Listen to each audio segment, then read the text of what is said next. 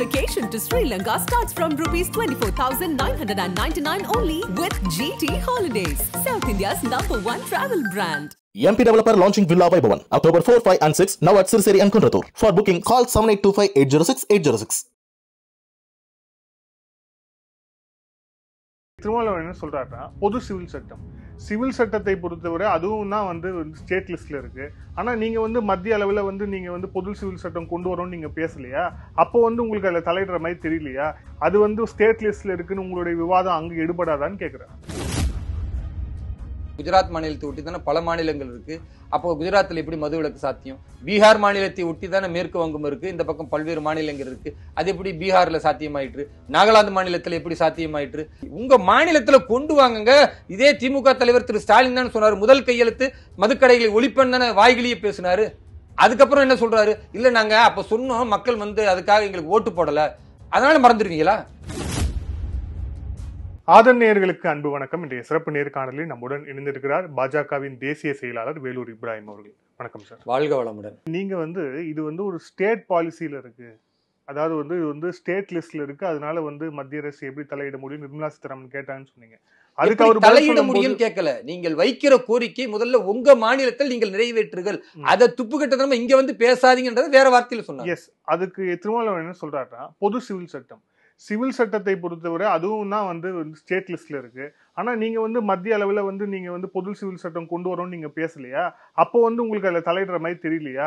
அது வந்து ஸ்டேட் லிஸ்ட்ல இருக்குன்னு உங்களுடைய விவாதம் அங்க எடுபடாதான்னு கேக்குறாரு.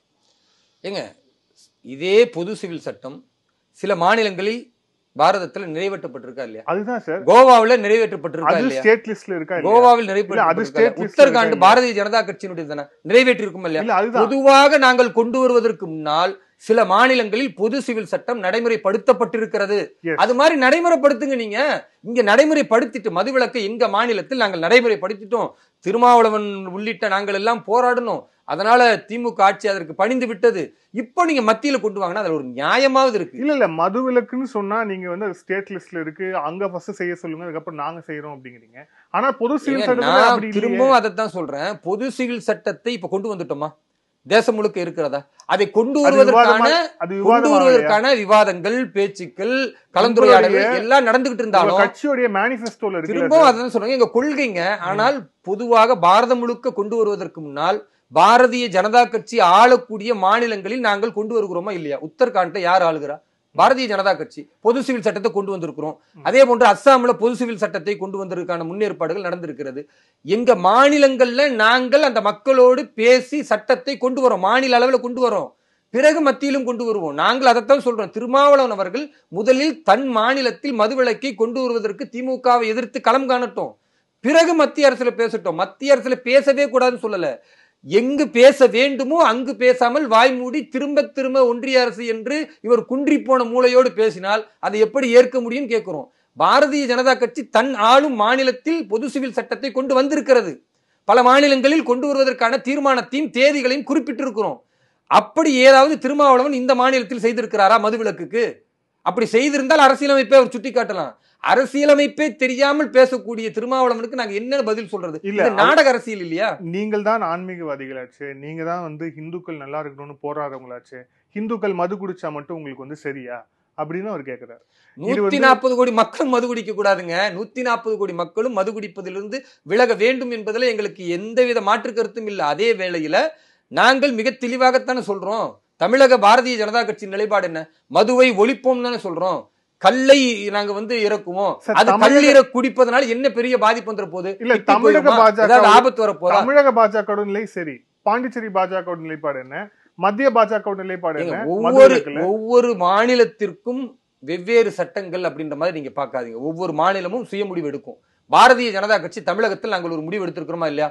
குஜராத்ல அந்த மாநிலத்தில் முடிவெடுத்து இன்றைக்கு வரைக்கும் மதுவே இல்லாத மாநிலமா இருக்கா இல்லையா? நாகாலாந்து பாரதிய ஜனதா கட்சியின் கூட்டணி ஆட்சி தானே, அங்கு மதுவே இல்லாத மாநிலமாக இருக்கா இல்லையா? பீகார்ல பாரதிய ஜனதா கட்சியின் கூட்டணி தானே, மதுவில்லாத மாநிலமாக நாங்கள் உருவாக்கி இருக்கோமா இல்லையா? நாங்கள் உருவாக்கி கொண்டிருக்கிறோம், உருவாக்கி நடைமுறைப்படுத்தி காட்டியிருக்கிறோம். எங்களை கை நீட்டி பேசுவதற்கு திருமாவளவன் அவர்களுக்கு என்ன யோக்கியது இருக்கு? உருவாக்கி காட்டுங்கள். நீங்க அவங்க என்ன லாஜிக் சொல்றாங்க அப்படின்னா, இப்ப தமிழகத்துல அவங்க ஏன் நேஷனல் பாலிசி நான் கேட்கறேன் அப்படின்னு சொல்றதுக்கு அவர் என்ன சொல்றாரு, தமிழகத்துல நம்ம இன்னைக்கு மதுவிலக்கு கொண்டு வந்துடுறோம், தமிழகத்துல மது விலக்கு இருக்கு அப்படின்னா கேரளாலையும் பாண்டிச்சேரியிலையும் வந்து மது வந்து ஆறா ஓடுச்சு அப்படின்னா இங்க இருந்து போய் அங்க குடிக்க போறாங்க.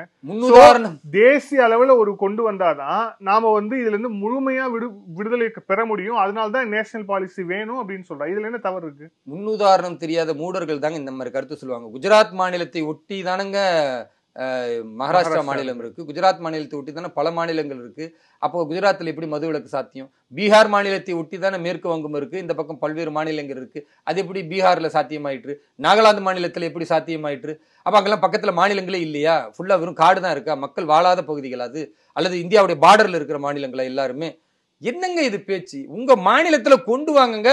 இதே திமுக தலைவர் திரு ஸ்டாலின் தான் சொன்னாரு, முதல் கையெழுத்து மதுக்கடைகளை ஒழிப்பன் தானே வாய்கிலேயே பேசினாரு. அதுக்கப்புறம் என்ன சொல்றாரு? இல்ல நாங்க அப்ப சொன்னோம், மக்கள் வந்து அதுக்காக எங்களுக்கு ஓட்டு போடல, அதனால மறந்துடுவீங்களா? அப்ப மக்கள் ஓட்டு போடவில்லை என்பதற்காக மக்களை சாகடிப்பதற்கு துணிகிற கட்சியா திமுக?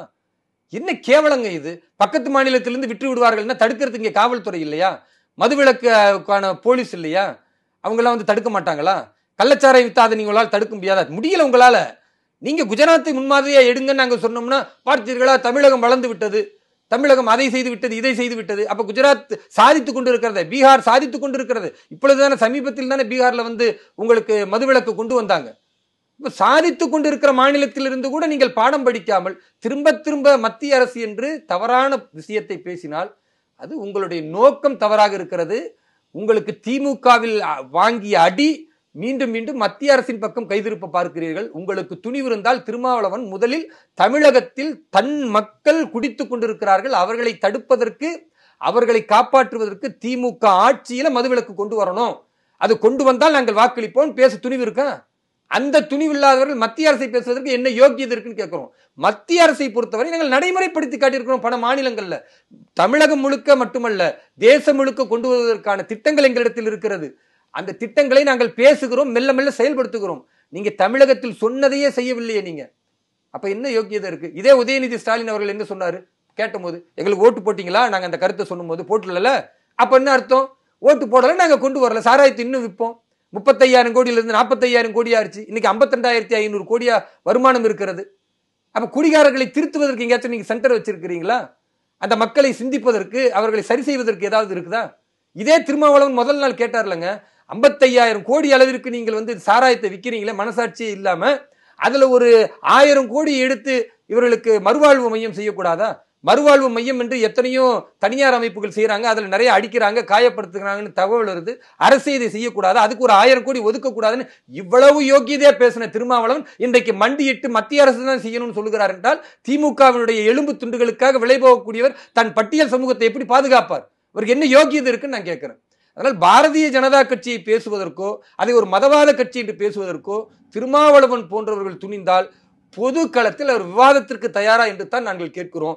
பாரதிய ஜனதா கட்சி ஹிந்துத்வா என்கிற உயரிய சித்தாந்தத்தை கடைபிடிக்கிறது. அனைத்து மதங்களையும் அரவணைக்கக்கூடிய ஒரு பண்பாட்டு ரீதியான கலாச்சாரத்தை முன்னெடுக்கிற கட்சி தான் பாரதிய ஜனதா கட்சி. ஒரு குறிப்பிட்ட மதத்தை ஆதரித்து இன்னொரு மதத்தினுடைய சிற்பங்களை அருவருப்பாக இருக்கிறது என்று அதை கேவலப்படுத்துகிற திருமாவளவனின் கொள்கையை சார்ந்தவர்கள் நாங்கள் அல்ல என்பதை மீண்டும் தெரியப்படுத்துகிறோம். நன்றி சார். பல்வேறு கேள்வி. Thank you sir. தேங்க்யூ. நன்றி, வாழ்த்துக்கள்.